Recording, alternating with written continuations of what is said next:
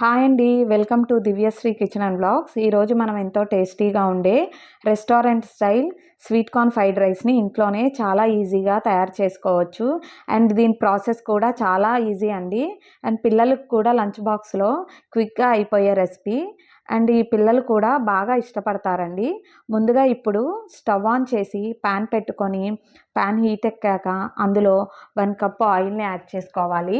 ఆయిల్ని యాడ్ చేసుకొని ఆయిల్ బాగా హీట్ ఎక్కాక ముందుగా సన్నగా తరిగి పెట్టుకున్న వెల్లుల్లి రెబ్బల్ని యాడ్ చేయాలి. అండ్ సన్నగా తరిగి పెట్టుకున్న 1/2 కప్ పచ్చిమిర్చిని యాడ్ చేసి వీటి రెండింటిని హై ఫ్లేమ్లోని బాగా తిప్పాలి. ఇప్పుడు 1 కప్ స్వీట్ కార్న్ని కూడా యాడ్ చేసుకోవాలి. అండ్ 1 కప్ క్యారెట్ని కూడా యాడ్ చేసుకోవాలి. అండ్ సన్నగా తరిగిన 1/2 కప్ క్యాబేజీని కూడా యాడ్ చేసుకోవాలి. అండ్ 1/2 కప్ బీన్స్ని కూడా యాడ్ చేసుకోవాలి. అండ్ 1/2 కప్ క్యాప్సికమ్ని కూడా యాడ్ చేసి వీటన్నిటిని హై ఫ్లేమ్లో 70 to 80% వరకు కుక్ అయ్యేంత వరకు ఫ్రై చేసుకోవాలండి. ఈ ఫ్రైడ్ రైస్కి 70 to 80% హై ఫ్లేమ్లో కుక్ అవ్వాలి.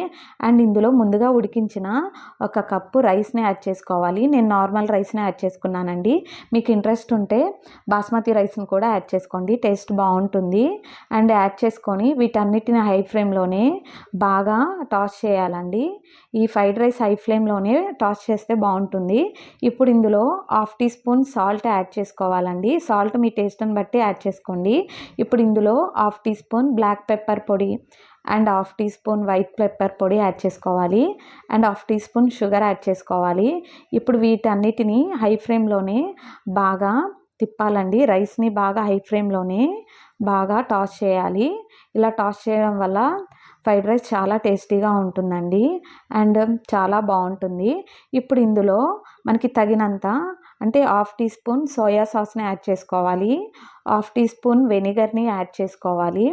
1/2 టీ స్పూన్ రెడ్ చిల్లీని యాడ్ చేసుకోవాలి. ఇది మీ ఆప్షనల్.